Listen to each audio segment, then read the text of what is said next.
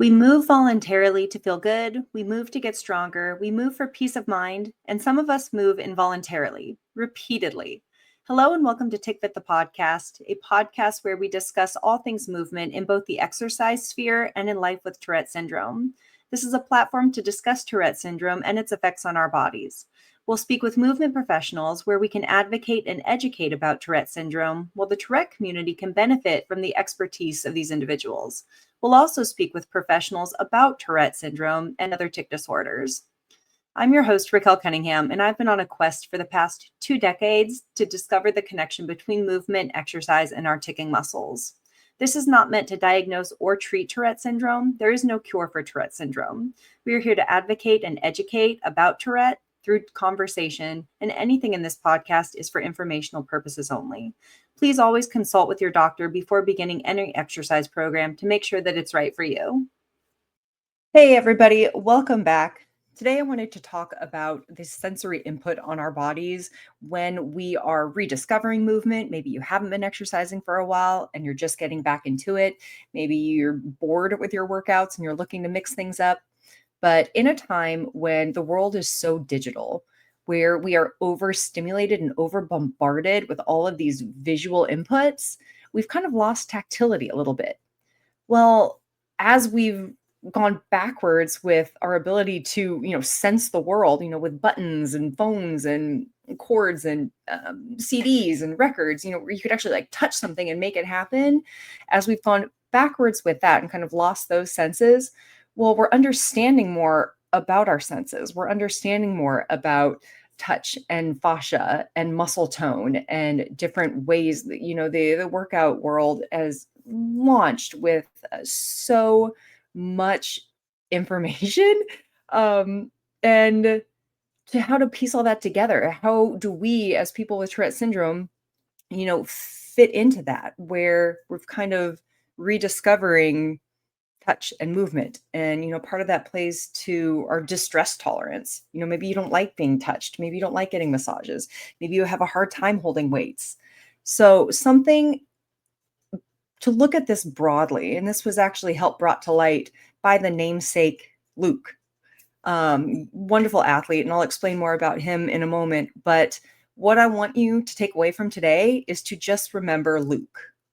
Learn how you understand movement. Keep going, and it will be effective. That covers all the realms of how we can move forward towards our movement goals. Whether it's, completing a race, whether it's just trying to address your tic-related pain. Luke was an incredible athlete who I worked with, soccer player. He did not have tics, but he did have a visual processing disorder. And so, a lot of the times in, the dance sphere or the exercise sphere, it's kind of copycat this. Hey, I can pull this cable down. Now your turn, pull that cable down. But if you have somebody that's not a visual learner, how do you describe what's going on? Well, there's different ways to learn. And the biggest ones that I see in the gym setting are visual. That's a huge, way to learn movement. But do you understand movement? Kinesthetic, how to do it. I am a huge kinesthetic learner. I have to do something before it makes sense to me. Are you a conceptual learner? Do you have to know the whys and the whats and everything behind the purpose of doing something, or even the mechanics of actually how an exercise is happening? Or are you auditory? Are you better, listening to audiobooks? Are you better with listening to instruction and then making that work on your body?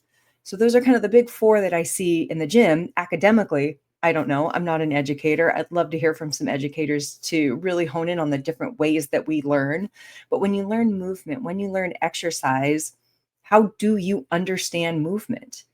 And those of us with tics have some obscure movements. I've heard them described as non-purposeful movements. Well, there's been a really big push in the fitness world for functional movement.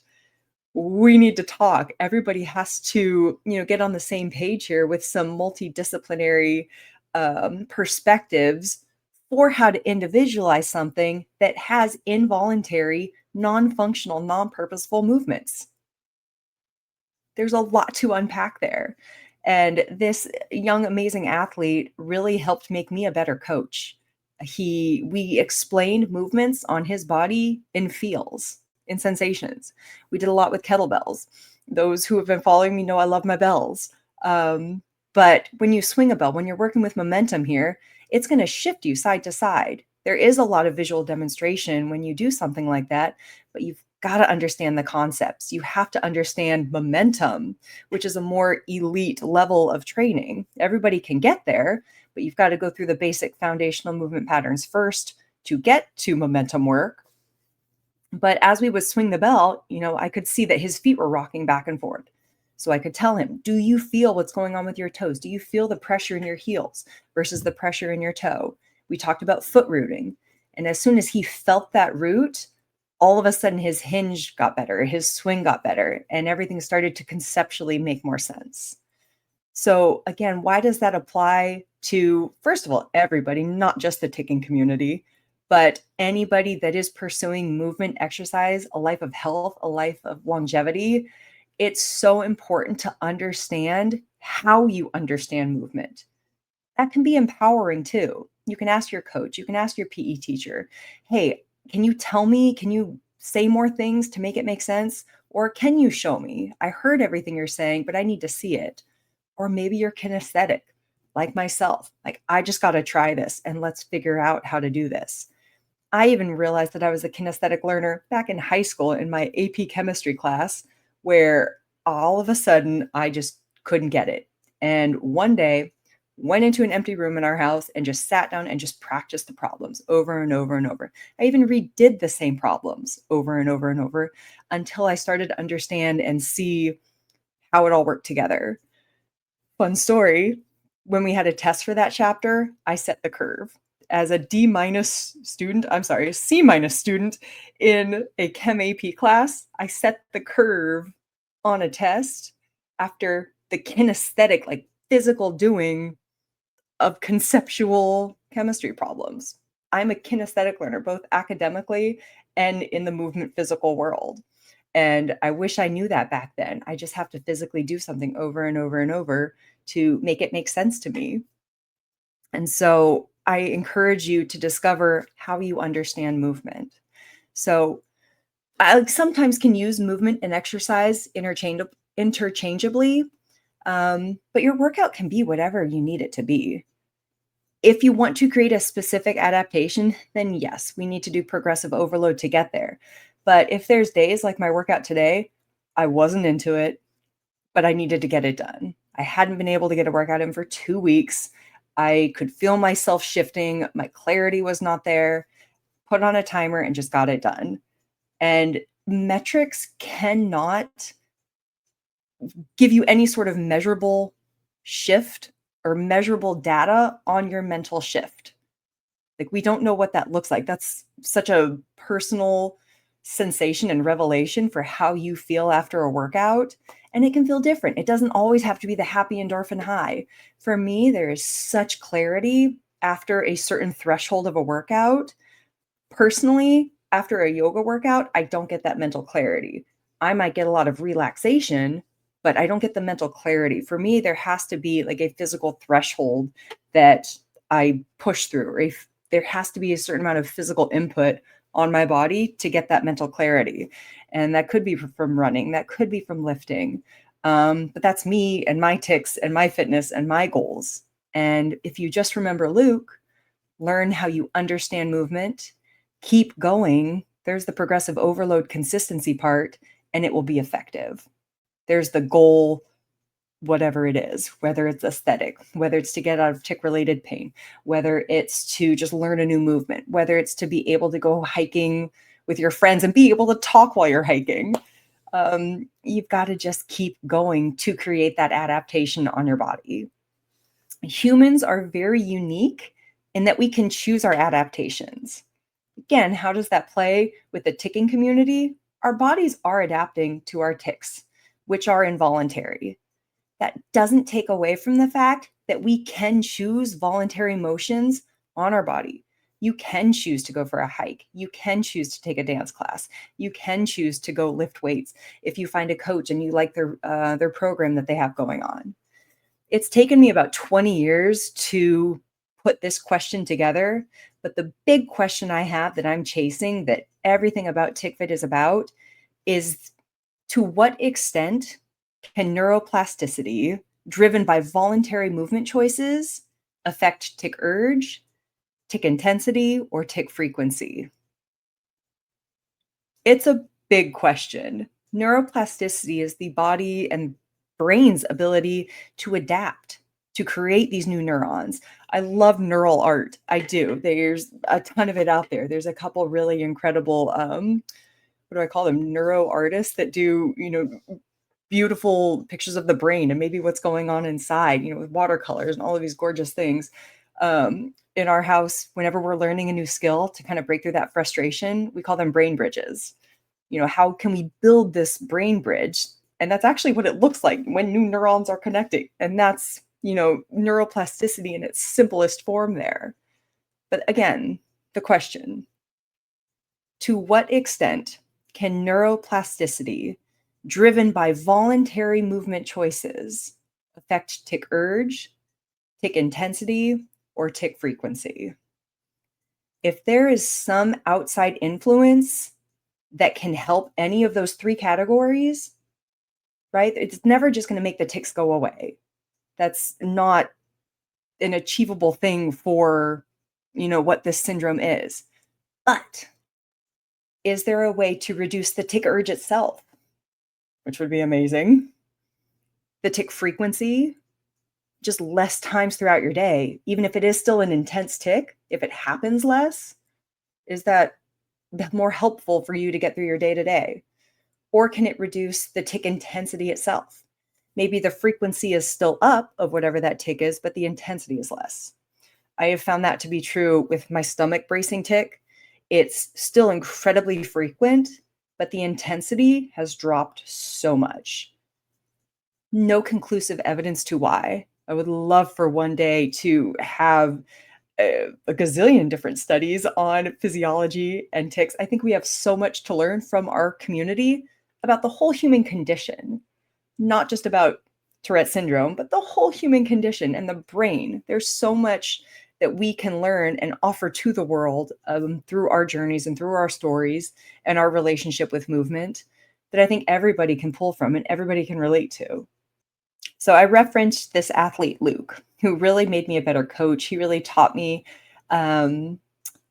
just the different joys of being able to coach anyone with any disability. And you don't need to over cue somebody for their body to reorganize and understand what's going on. In fact, the best cues are the most minimal. What's the least amount that you could say or do to get that person to understand the movement and let their body start the adaptation process? When we learn new movements, there's three phases. There's a cognitive phase where you're either just learning something or you're thinking so heavily about it, where kind of the setup and all that thought is the biggest part of that movement. So there's that cognitive phase. Then there's the adaptive phase. You do know what you should be doing. You're able to do it sometimes, obviously within safety. You're not doing anything unsafe. But the adaptable phase is my favorite one. That's where change happens. That's where so much sensory input happens.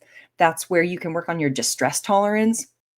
So I keep referencing this amazing athlete, Luke.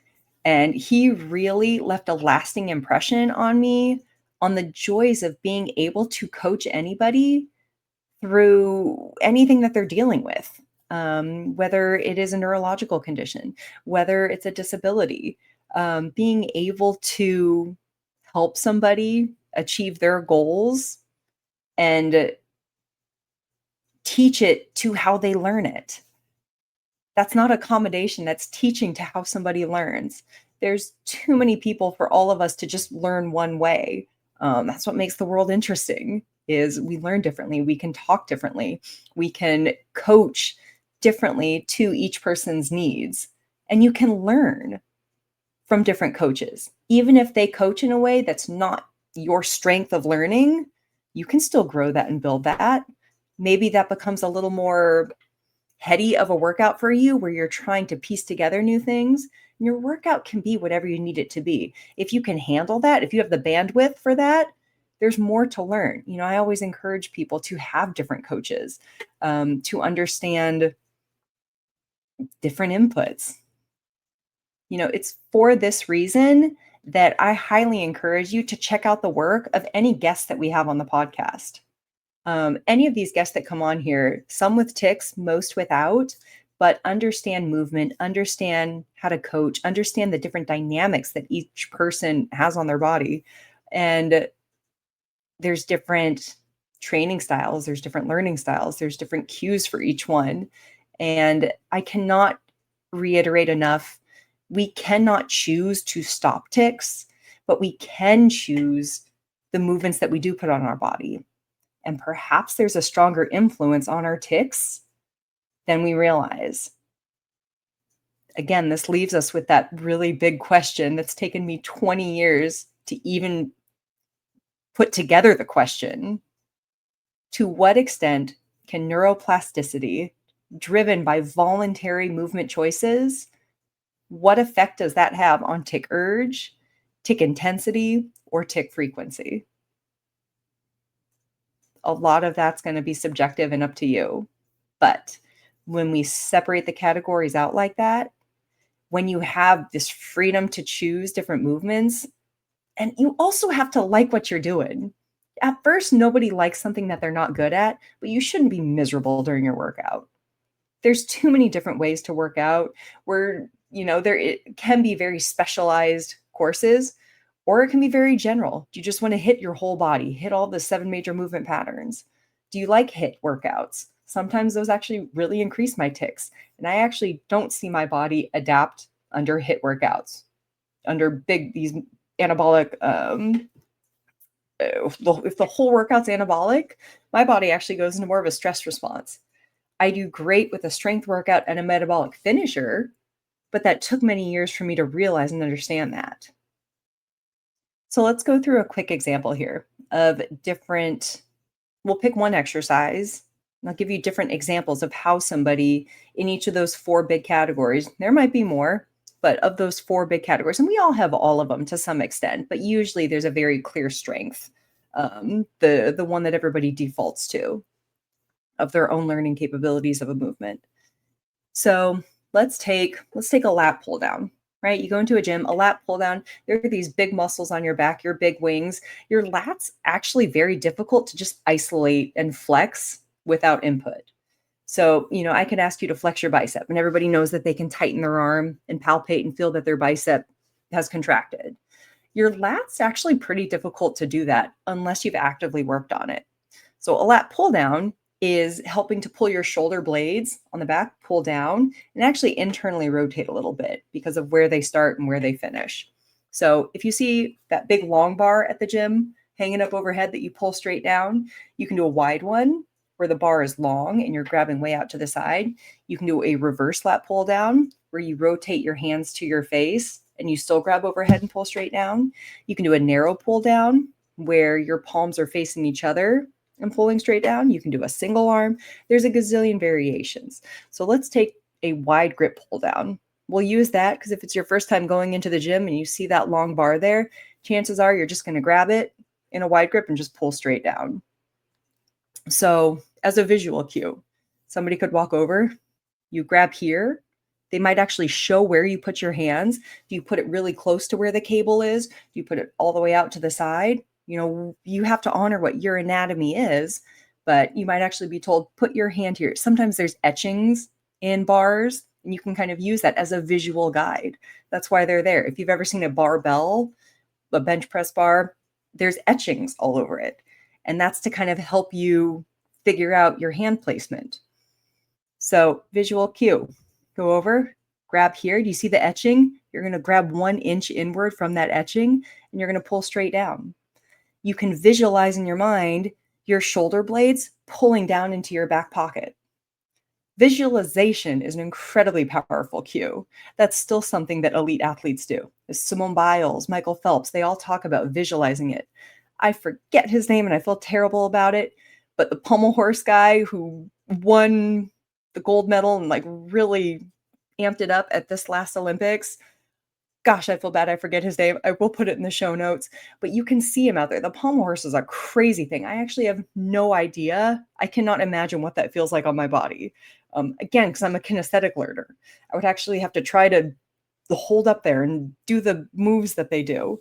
But point being, you can actually see him closing his eyes and walking through the whole routine. Visualization, incredibly powerful cue. And they've studied that.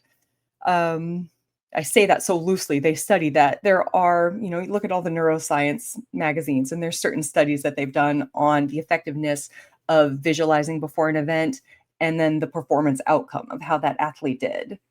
Incredibly powerful tool. But if we go back to our overhead wide grip lat pull down, that would be, if you're a visual learner, something that might help you perform that exercise, that movement pattern more efficiently, and how your body works.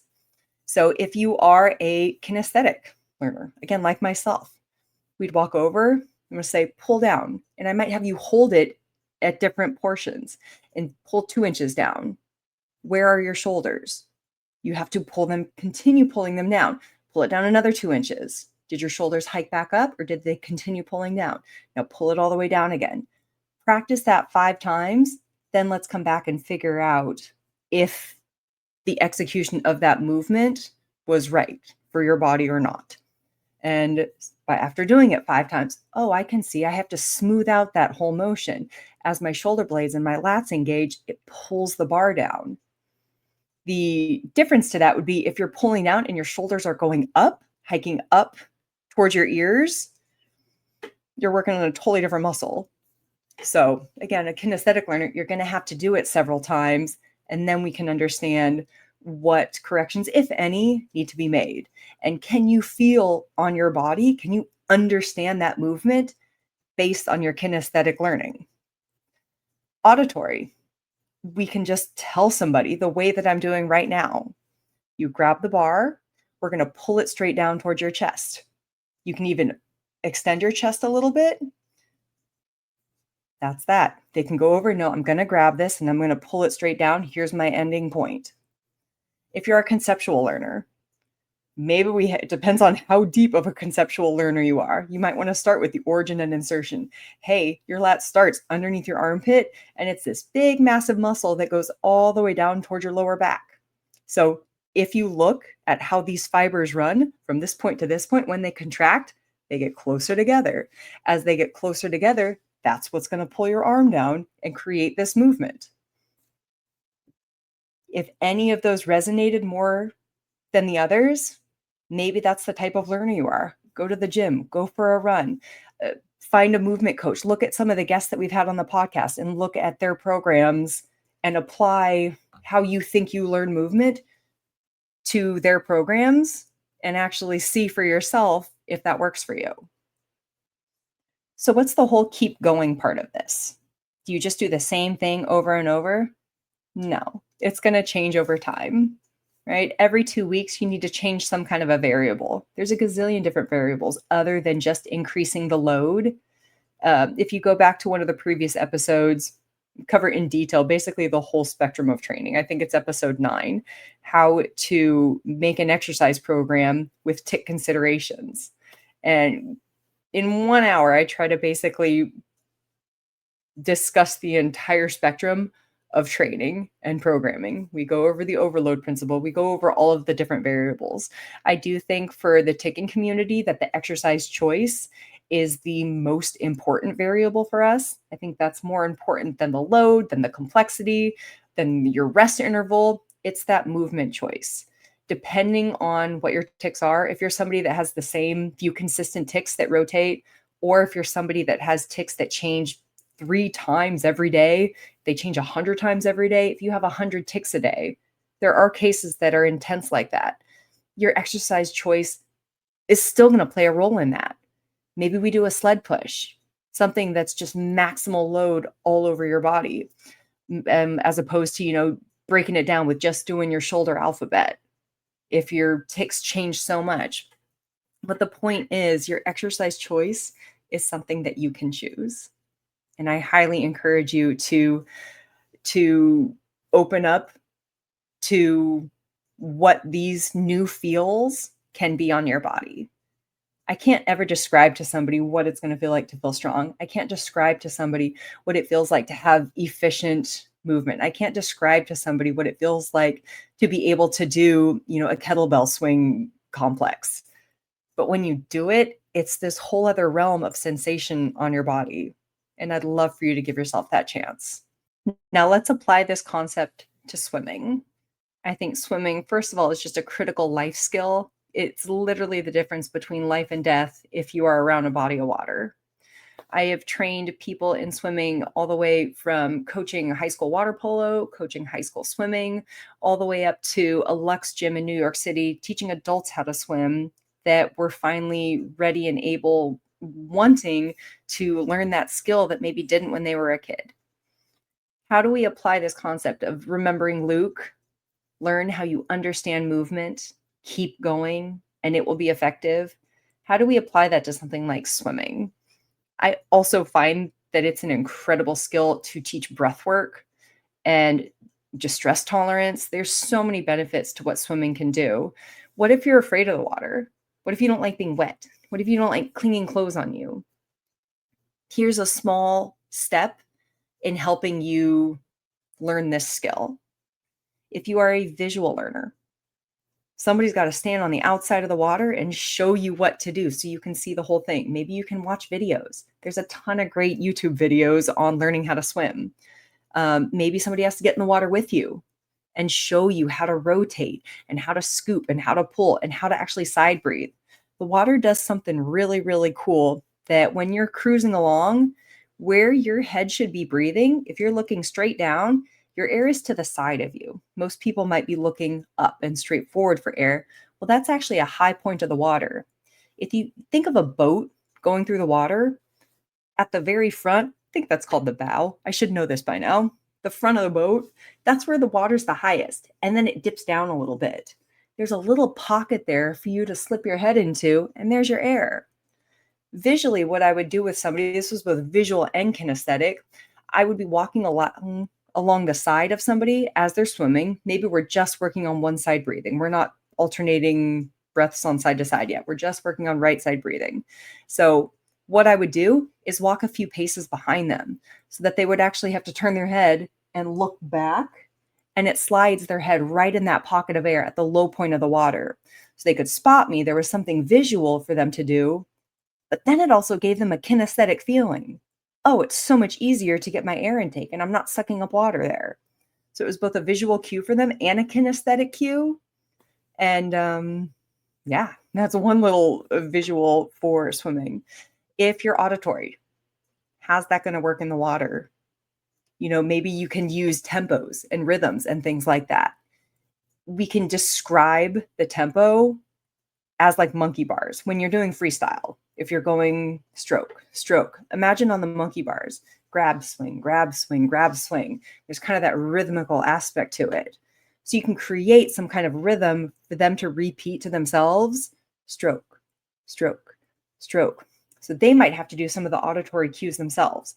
Because I can tell you most of the time when you're in a race and you pick your head up, everybody's shouting, you can't hear a clear thing. Only thing you can hear is if somebody has like a foghorn, or you can hear the bell. If you watch the Olympics and on the longer races, the 500 meter, the 800 meter, the 1500 meter, they have the bell, the cowbell, ding, ding, ding, ding, ding, ding, ding, to denote, hey, you're on your final lap there. They've got to make sure that you can hear that. And that's a very distinct sound. So auditory can be tricky, but it's not impossible when you're in the water. Maybe you hear everything, you get your verbal instructions at each end of the pool, and then you try it. If you are kinesthetic, kickboards, props, buoys, I actually love, especially for adults, giving them fins to actually feel what a kick should feel like a flutter kick in the water. I actually find, especially for triathlon training, really, really strong cyclists, if they are not proficient swimmers, they actually have a very difficult time learning the flutter kick because they're so knee driven. They're so quad heavy on their revolutions on their bikes. And I give them a kinesthetic cue. You put some fins on and all of a sudden it makes more sense that you can actually feel the upbeat and the downbeat of your kick because your legs are longer and you actually feel the propulsion from the kick. So you can use props as a kinesthetic cue for somebody. If you're conceptual, well, then if you're just kicking and pushing as hard as you can in the water, it's not going to get you anywhere. In fact, it's actually going to burn you out. So you might actually have to explain that rotation is what moves people through the water. And you can go through the physics of swimming, different force reactions. If I push the water backwards, that means I move forwards. If I only push the water straight down, I go up to the surface of the water, which is not going to move me across this body of water, whether it's a pool, a lake, or whatever it is. Again, you can apply this to different things. What if you're sensory averse?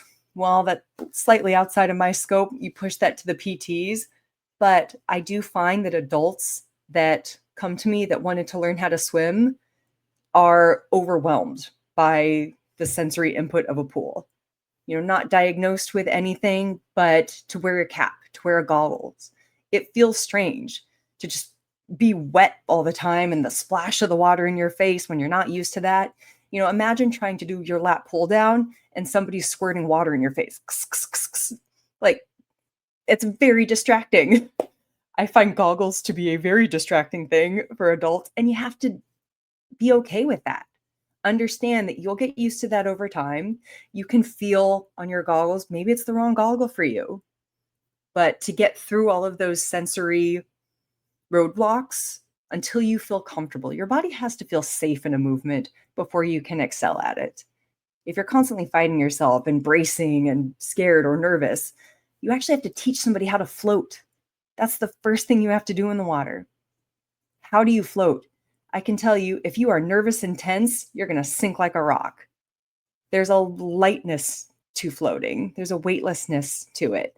Teaching somebody how to swim is different than any other sport on this planet. And I think it has, again, incredible implications, especially for the ticcing community, when this is a personal opinion, but I believe that our breath is stalled on every tick. See if that's true for you. If you can breathe normally through your tics, come find me. I think you're the unicorn. But if we can teach rhythmical breath patterns where your diaphragm is descending and ascending, where you can move through the water, some of my fastest races, I actually felt like maybe I didn't put in enough effort because it was so smooth. And I couldn't understand why and how that happened. It motivated me so much that I was trying harder, and then I would actually tense up more, try to grab the water, and it slowed me down. There's this beautiful rhythm with swimming, with a breath-air interchange. It's the only sport where your air is rationed per movement. Think about that. So using these principles that are unique to each person for how to learn something like that, I would just have people get in the water and put their hand out and then just move side to side. It feels lovely. It feels like a breeze blowing through the air. You have to find the playfulness of it. You have to find a way to make your body feel safe so that you can move through the water. Now, I get it. He's from Baltimore. Most decorated swimmer of all time, Michael Phelps. He just did swimming lessons with the Baltimore Ravens. Now, I'm part of Steeler Nation, so I got a little bit of an issue with that, but there's something so much deeper and richer about what he did. They actually found out that a lot of these guys didn't know how to swim. So the Baltimore Ravens reached out to Michael Phelps and he gave them swimming lessons. Elite athletes. Still, learning swimming is a completely different ballgame. And here they had the champion of all to help them get through it. And guess what? He understood. You have to understand water movement and safety in the water before you can excel at it. I just hope it doesn't give them an edge over us this season. So that's what I have for us today. I hope that you will all just remember Luke. He was an incredible athlete and has forever left a lasting impression on how I coached. And I am forever grateful to him for that. We love providing a platform for sharing ideas about living with Tourette syndrome and other tic disorders. While we strive to keep the content evidence-based, please understand that exercise science, information about Tourette syndrome, and its co-occurring conditions are constantly evolving. The content shared in this podcast are for informational purposes only and should not be considered medical advice. By listening to this podcast, you agree to not use the information as a substitute for professional medical advice or treatment for yourself or your child. As always, consult your healthcare provider before making any medical decisions or starting any treatments related to Tourette syndrome or other health conditions, which also includes mental health. This disclaimer also applies to any guests or contributors to the podcast. TickFit and the podcast team do not take any responsibility for any actions taken based on the information provided. Our goal is to educate, support, and raise awareness, not to diagnose or treat any medical condition. Thanks for listening.